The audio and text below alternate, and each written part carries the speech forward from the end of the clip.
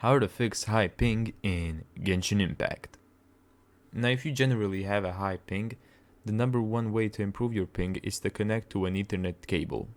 If you already have an Ethernet cable or not in the position to have one, you can also try resetting your router. Something other than resetting your router you can do is type in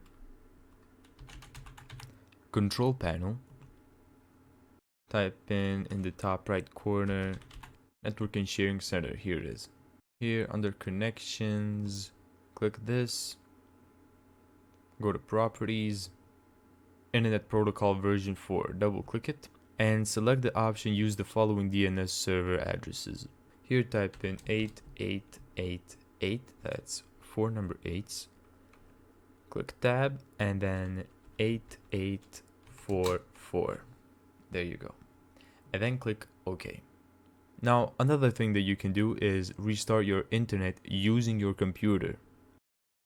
Click change adapter settings, right click, and click disable. And as you can see, there's no internet right now. All you gotta do is wait for a couple of seconds and you can turn it back on again. It should take some time to enable it again. And there you go. Now, if none of those things work, you can try loading up another server.